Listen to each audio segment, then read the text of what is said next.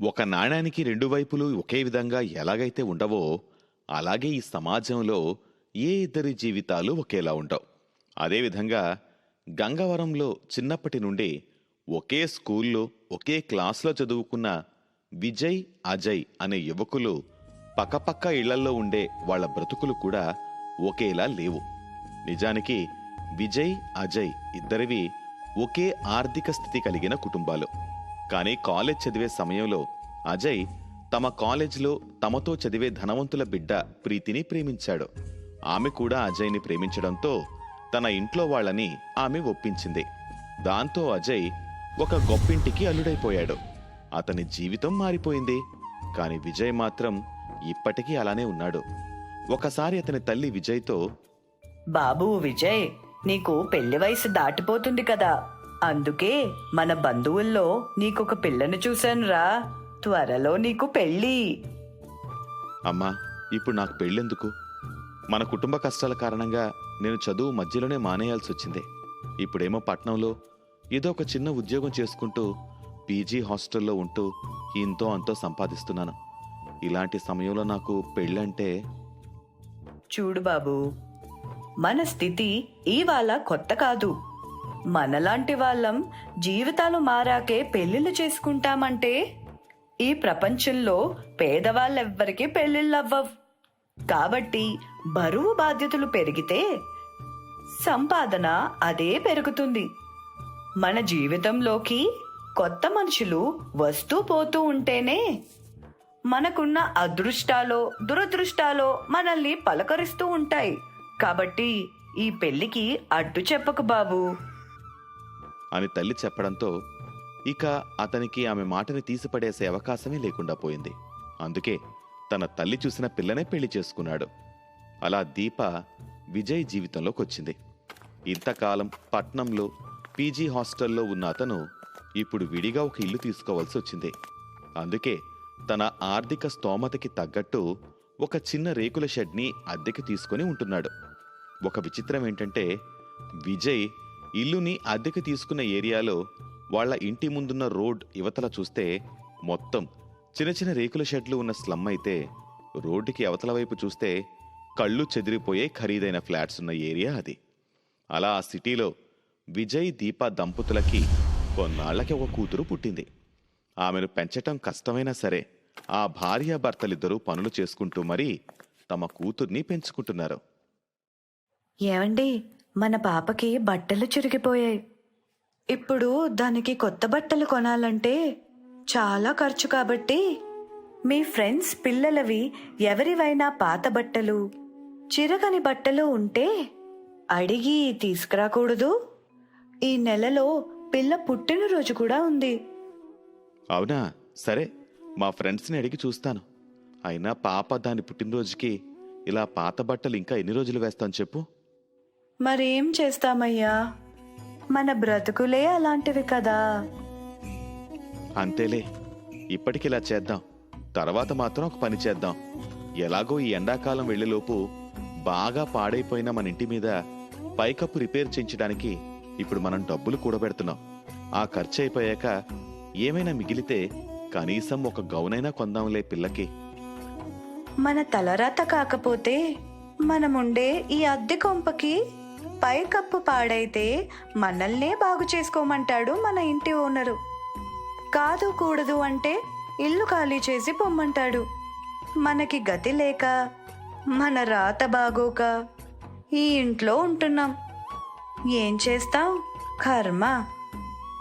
అలా వానాకాలం వచ్చేలోపు తమ ఇంటి పైకప్పు బాగు చేసుకోవాలని ఆ భార్యాభర్తలు డబ్బులు కూడా పెట్టే పనిలో ఉన్నారు. అదే సమయంలో రోడ్డుకి అవతల వైపున్న ఖరీదైన అపార్ట్మెంట్స్లో అజయ్కి తన మామగారు బహుమతిగా ఇచ్చిన ఫ్లాట్లోకి అతని కుటుంబం షిఫ్ట్ అయ్యాడు. అనుకోకుండా ఆ పాత స్నేహితులిద్దరూ ఒకరినొకరు రోడ్డు మీద కలుసుకున్నాకే ఒకే ఏరియాలో స్లమ్లో ఒకరు, రిచ్ ఇంట్లో ఒకరు ఉంటున్నారని తెలిసింది వాళ్ళకి. అజయ్కి ఒక కొడుకున్నాడు. అతను మహా అల్లరివాడు. పైగా డబ్బులో పుట్టి పెరగటంతో అస్సలు కష్టం అంటే తెలియనివాడు. అందుకే ఈ మండు వేసవిలో ఎంత ఏసీల్లో ఉన్నా కూడా అతనికి బయట వాతావరణం అలా ఎండగా ఉండడంతో నచ్చేది కాదు. ఒకరోజు ఉదయాన్నే నిద్ర లేవగానే అజయ్ కొడుకు తల్లిదండ్రుల దగ్గరకు వచ్చి, డాడీ, నాకు రాత్రి ఒక కలొచ్చింది. అందులో నేను హ్యాపీగా వానలో తడుస్తూ ఆడుకుంటున్నానట. అందుకే నాకివాళ వానలో తడవాలనుంది డాడీ. ఇది సమ్మర్ కదా నాన్న, ఇప్పుడు వాన ఎక్కడి నుండి వస్తుంది? అదంతా నాకు తెలీదు. నేను ఇవాళ వానలో తడవాలి, లేదంటే నేను ఏమీ తిననివాళ అంటూ మారాన్ చేయసాగాడు. అప్పుడు కొడుకు ఏడుపు చూస్తున్న అజయ్ భార్య తన భర్తతో, అబ్బా, ఏంటి అజయ్ నువ్వు?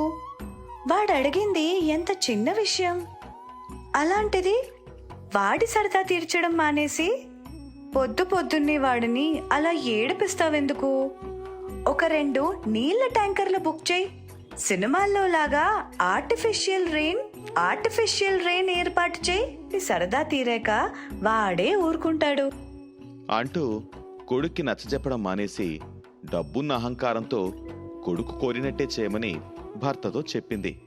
ఇక చేసేది లేక అజయ్ 2 వాటర్ ట్యాంకర్లు తెప్పించి తన కొడుకు కోసం తమ రోడ్డు మొత్తానికి వాన కురిపించసాగాడు. నిజానికి ఆ ఇన్స్టెంట్ రెయిన్ని అక్కడ అందరూ ఎంజాయ్ చేయసాగారు, ఒక్క విజయ్ కుటుంబం తప్ప. ఎందుకంటే విజయ్ ఇల్లు పైకప్పు రిపేర్లున్న కారణంగా ఇల్లంతా నీళ్లమయమైపోయింది.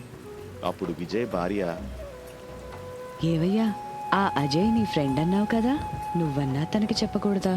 తన కొడుకు సరదా తీర్చాలంటే తనింట్లో చేసుకోవాలి, కానీ ఇలా బయట చేస్తే ఎలా? ఇక్కడ చూడు, మన పైకప్పు కారడంతో ఎండాకాలంలో కూడా మన ఇల్లంతా ఎలా నీళ్ళొచ్చేసాయో. నేను చెప్పి చూశానే, ఇక్కడ ఎవ్వరికీ లేని బాధ నీ ఒక్కడికే వచ్చిందా అని కొట్టిపడేశాడు నా మాట. అయినా ఆ డబ్బున్న వాళ్ళకి మన పేదింటి కష్టాలు ఏం తెలుసు చెప్పు? మరో వారంలో మన పైకప్పు బాగు చేయించుకోవడానికి డబ్బులు సమకూరుతాయి అనుకుంటుంటే ఈ లోపు వీళ్ళు వాటర్ ట్యాంక్ తెచ్చుకొని వాన కురిపించుకున్నారు. సరేలే, ఇవాళ ఒకరోజే కదా, సర్దుకుందాం అనుకున్నారు.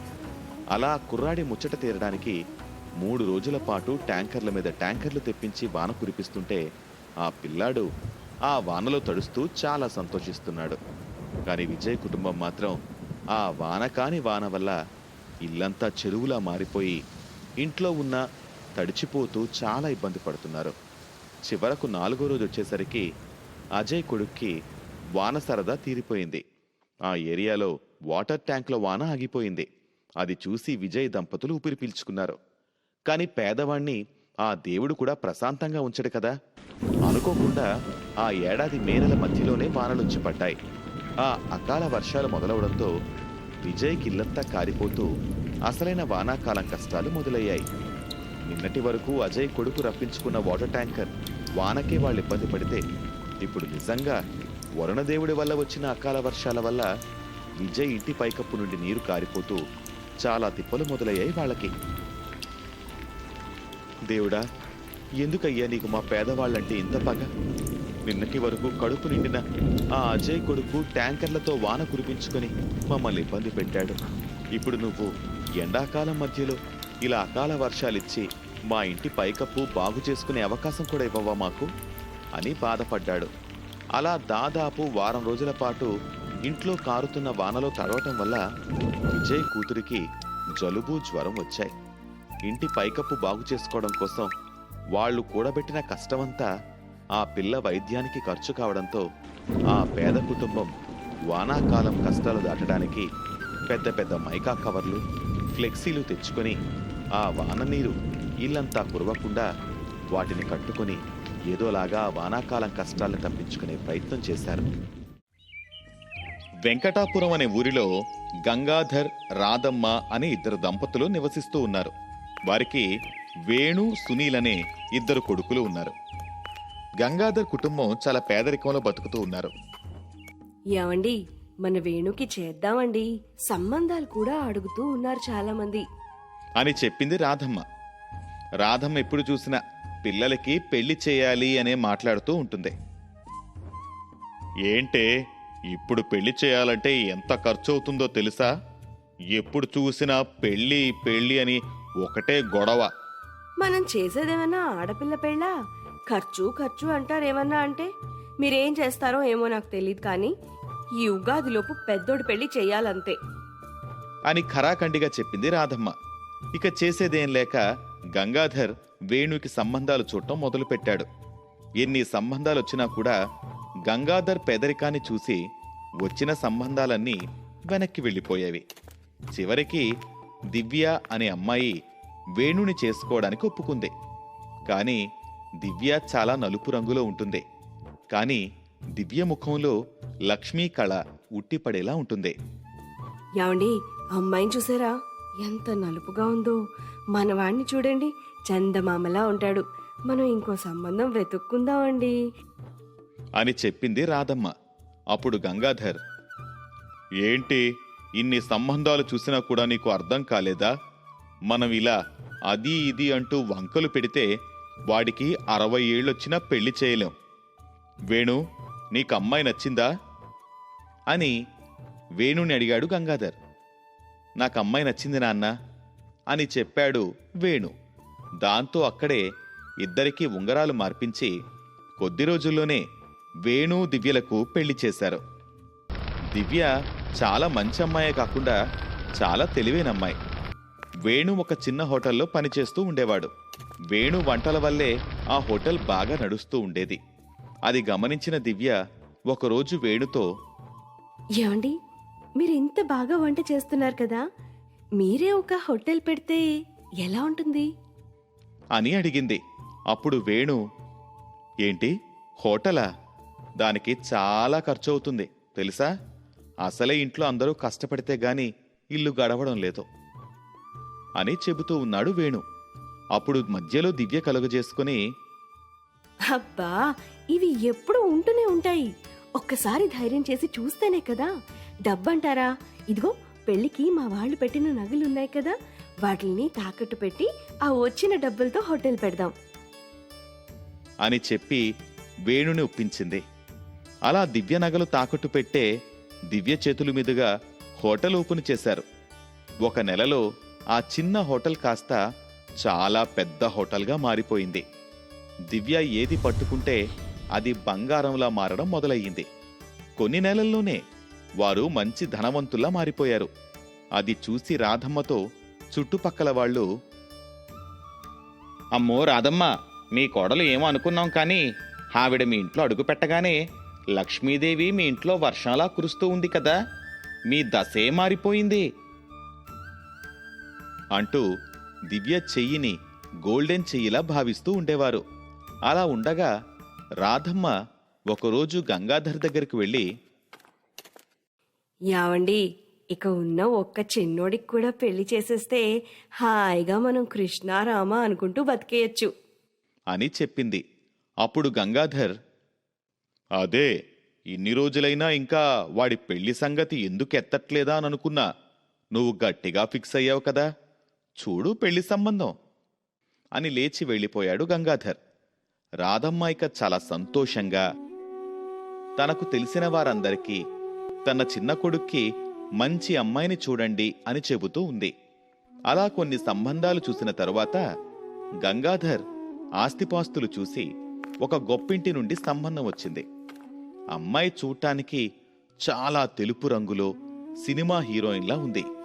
రాధమ్మ ఆ అమ్మాయి ఫోటో చూసి, అబ్బా, ఈ అమ్మాయి ఎంత బాగుందో, ఎలా అయినా ఈ అమ్మాయిని కోడలుగా చేసుకోవాలి అని అనుకుని ఆ సంబంధానికి సరే అని చెప్పి కొద్ది రోజుల్లోనే ఆ అమ్మాయికి రాధమ్మ చిన్న కొడుకైన సునీల్కి వివాహం జరిపించారు. పెళ్లిలో అందరూ ఆ అమ్మాయిని చూసి, అబ్బా ఎంత అందంగా ఉంది ఆ అమ్మాయి, ఎంతైనా సునీల్ అదృష్టవంతుడు అని పొగుడుతూ ఉన్నారు. ఆ మాటలు దూరం నుండి రాధమ్మ వింటూ ఆనందపడుతూ ఉంటుంది. కొన్ని రోజుల తర్వాత ఒకరోజు రాధమ్మ మిత్రురాలైన సుజాత రాధమ్మ ఇంటికి వచ్చింది. సుజాత రాధమ్మ చిన్న కోడలైన వాణిని చూసి, అమ్మ వాణి, పెళ్లికి రాలేకపోయాను, అందుకే ఇప్పుడు వచ్చాను అని చెప్పింది. అప్పుడు వాణికి ఏమి తిరిగి సమాధానం చెప్పాలో తెలియక సరే అన్నట్లు తలాడించి తన రూంలోకి వెళ్ళింది. అప్పుడే రాధమ్మ బయట నుండి ఇంటికి వచ్చిన సుజాతని చూసి, ఏం సుజాత, ఎప్పుడొచ్చావు అంటూ పలకరింపులు మొదలుపెట్టారు.